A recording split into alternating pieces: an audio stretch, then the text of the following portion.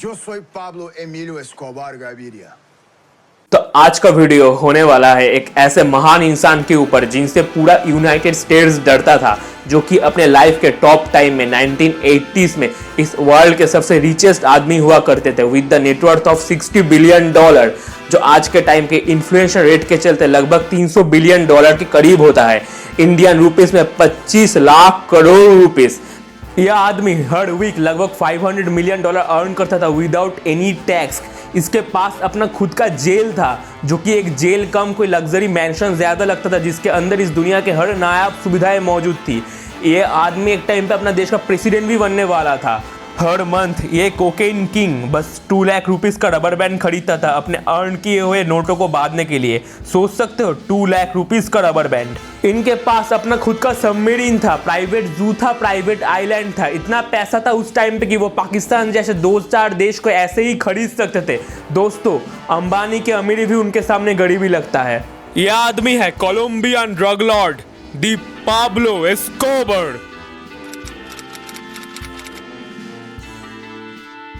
En el extranjero sobre sus hazañas y posesiones, sus hombres y sus familiares permanecían con cámara. In Colombia, one of the world's most powerful and violent drug traffickers has spent his first full day in jail, and a very comfortable jail. It might be good for Colombia, but जब मैं छोटा था, class 6 में पढ़ता था, आज से करीब 7-8 साल पहले, तब से मैं इनके बारे में जानने लगा हूँ। अगर मेरे पास कोई टाइम मशीन होता तो मैं ज़रूर इनसे जाकर एक बार मिलता।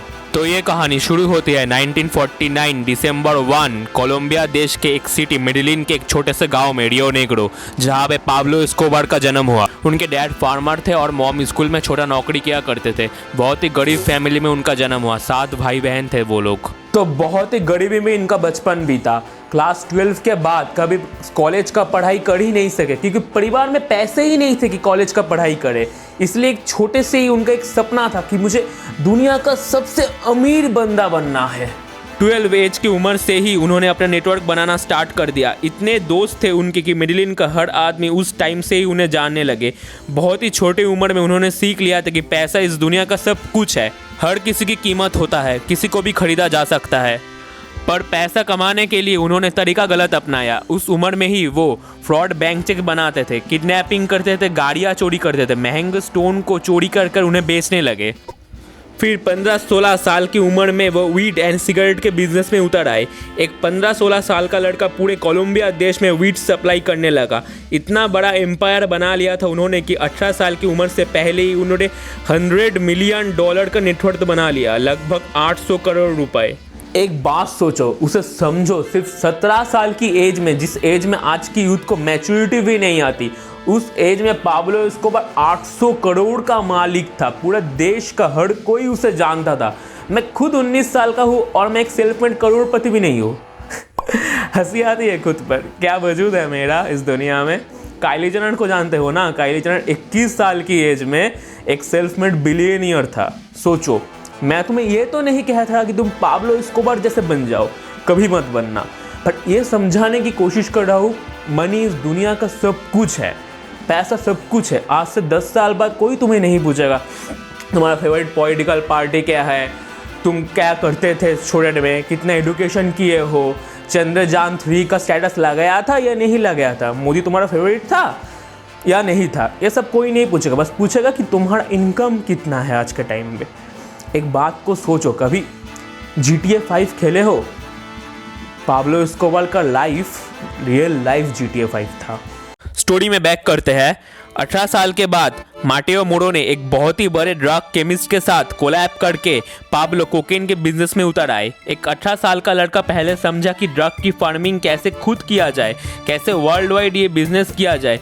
उन्होंने Colombia, Venezuela, Ecuador, Peru, Bolivia में अपने cousin cum best friend Gustavo के साथ मिलके ड्रग की फार्मिंग करना स्टार्ट कर दी। स्टार्ट में उतना मनी नहीं था कि खुद ड्रग की फार्मिंग वर्ल्ड वाइड कर पाए। मैं उन्हें प्रोमोट तो नहीं कर रहा, बट पाब्लो के पास इतना टेक्निकल ब्रेन था कि एक जंक शॉप से, मतलब एक कबाड़ी वाले की दुकान से पुराना टूटा हुआ सेकेंड हैंड प्राइवेट प्लेन खरीद लिया उस प्लेन को खुद रिपेयर किया एंड उसके टायर के अंदर ड्रग डाल के मियामी फ्लोरिडा यूएस में ड्रग सप्लाई करने लगे। वहाँ से वो ड्रग पूरे दुनिया में सप्लाई होता था, हमारे इंडिया में भी आता था। गुस्तावो के साथ मिलकर ट्रक, सबमरीन, बास, कार, फिश के पेट के अंदर ड्रग ट्रैफिकिंग करना स्टार्ट कर दिए पाब्लो। एक बहुत बड़ा टीम बिल्डअप कर लिया था उन्होंने। 4-5 हज़ार मैक्सिकन एंड कोलंबियन उनके लिए काम किया करते थे। 1 ग्राम ड्रग की कीमत 5000 रुपीज़ होता था, मतलब 1 kg 50 लाख। ऐसे 100 से 150 टन ड्रग्स हर महीने पूरे दुनिया में सप्लाई किया करते थे वो। 700 से ज़्यादा लग्जरी रियल एस्टेट प्रॉपर्टी खरीद ली। देश के गवर्नमेंट से ज़्यादा पैसा उनके पास आ गया था। 30 साल की उम्र के अंदर पूरा गवर्नमेंट ही खरीद डाला, पूरा पुलिस फोर्स खरीद डाला।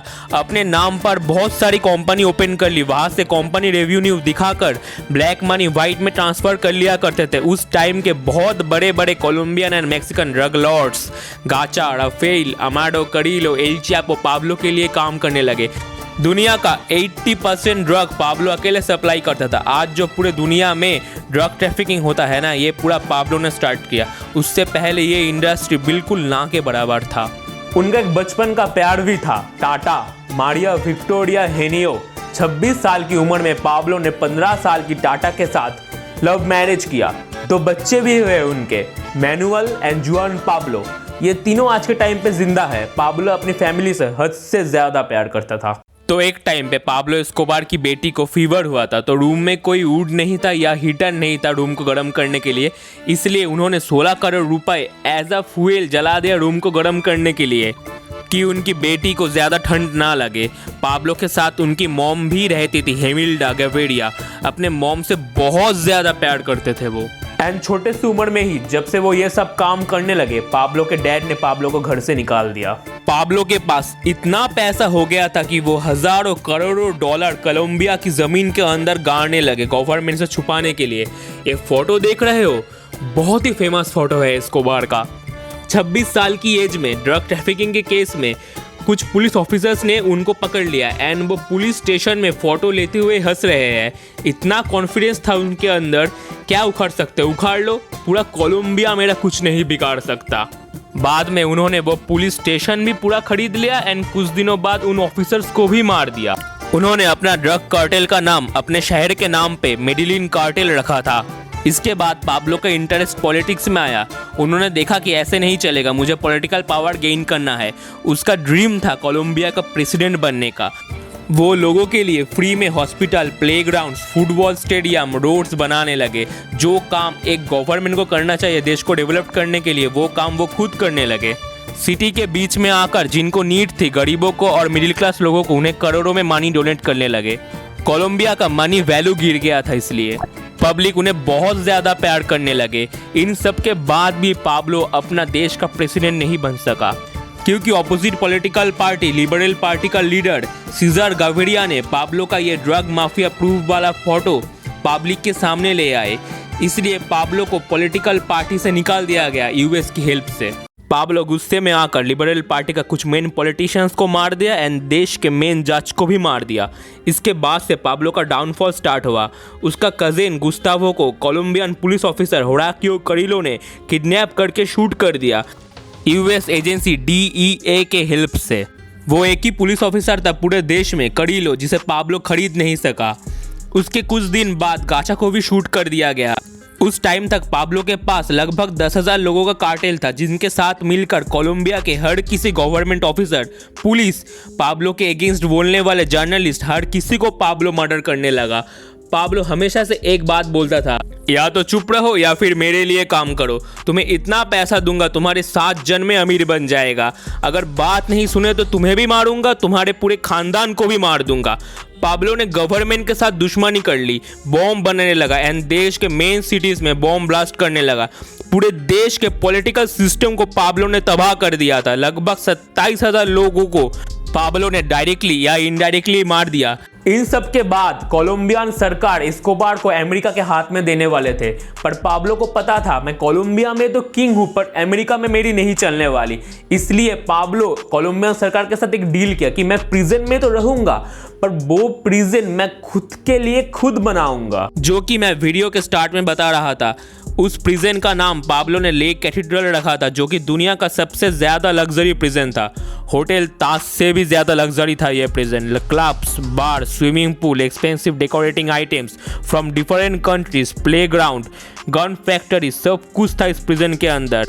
प्रिजन के बाहर पाब्लो ने एक जू बनाया था जिसमें दुनिया का हर एनिमल मौजूद था।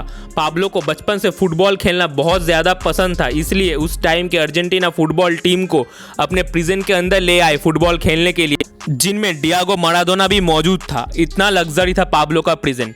तुम अभी स्क्रीन में पाब्लो एस्कोबार के कुछ रियल एस्टेट प्रॉपर्टीज़ को देख सकते हो आज के टाइम में।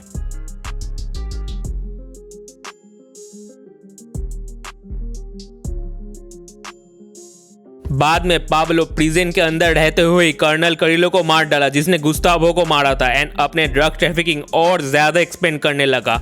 इसलिए पाब्लो को मारने के लिए कोलंबियन गवर्नमेंट अपने आर्मी को भेजा with military tanks, but Pablo Colombia के वाइस प्रेसिडेंट को किडनैप करके उसे हथियार बना के लेक कैथेड्रल से भाग गया। देखो, there is no nobility in poverty.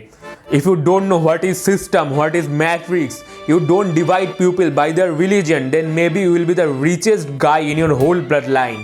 कभी पाब्लो एस्कोबार से इन्फ्लुएंस मत होना। पाब्लो एस्कोबार के जैसे डॉन या माफिया जैसे लाइफस्टाइल्स कभी भी इन्फ्लुएंस मत होना, ये सब बेकार होता है रियल लाइफ में।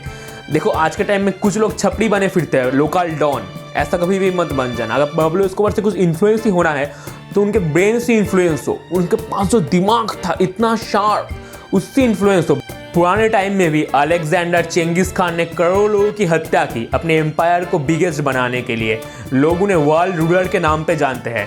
वैसे ही पाब्लो एस्कोबार ने भी हज़ारों लोगों की हत्या की अपने एम्पायर को बिग करने के लिए। किसी भी किंग को अगर रेज होना पड़ता है तो हज़ारों नॉर्मल लोगों को मरना पड़ता है, ये नियम है। पर अभी का टाइम डेमोक्रेसी है, ये एक मोनार्की नहीं है, एंड मोनार्की से डेमोक्रेसी बहुत अच्छा है किसी भी देश को ग्रो करने के लिए। ये बात समझो। एंड हम तो एक ऐसे देश में जन्मे हैं जहाँ के लोग सबसे ज़्यादा शर्मीले हैं, सबसे ज़्यादा धार्मिक है, और यहाँ की आबादी भी सबसे ज़्यादा है। इतना बड़ा ड्रग लॉर्ड का लास्ट जीवन बहुत ही बुरा गया। 1.5 साल तक वो इधर उधर भागते फिरे। तब पाब्लो बिल्कुल अकेला हो गया था, क्योंकि उसके सारे आदमियों को गवर्नमेंट ने मार दिया था। पाब्लो के लास्ट टाइम में उसके साथ उसका एक ही पार्टनर लेमॉन था। अपने देश से कुछ दिन पहले पाब्लो अपने डैड से मिला, जो कि एक बहुत ही इमोशनल मीटअप है। पाब्लो के पास बचे हुए कुछ लास्ट लाखों डॉलर्स पाब्लो अपने डैड को दिया और वहाँ से चला गया। उसके बाद भी पाब्लो के पास $100 मिलियन से ज़्यादा थे, पर वो कभी भी उसे यूज़ नहीं किया, अपने फैमिली के लिए रख दिया, क्योंकि उसे पता था कि वो जल्दी मरने वाला है। वो एक पुराने से अपार्टमेंट में रहना स्टार्ट कर दिए एंड एक हाईटेक फ़ोन से अपने वाइफ टाटा के साथ बात करते थे। एक दिन यूएस गवर्नमेंट ने पाब्लो का फ़ोन ट्रैक कर लिया एंड पाब्लो के बर्थडे के एक दिन बाद 2 दिसंबर 1993 को शूट करके उनकी हत्या कर दी। ये है वो फोटो एंड टेरिस जहाँ पे उन्हें शूट किया गया था, लगभग 500 पुलिस ऑफिसर्स मिलके। तब उनका एज बस 44 ईयर्स था एंड उनके फ्यूनरल में 30,000 लोग आए। दुनिया का हर टीवी चैनल में ये न्यूज़ लाइव किया गया था। सबसे बड़ा ड्रग लॉर्ड की कहानी यही ख़त्म होता है। 60 बिलियन ओनली कैश बेबी। अगर तुम्हें मेरा ये वीडियो पसंद आया तो तुम मेरा ये दोनों वीडियो देख सकते हो।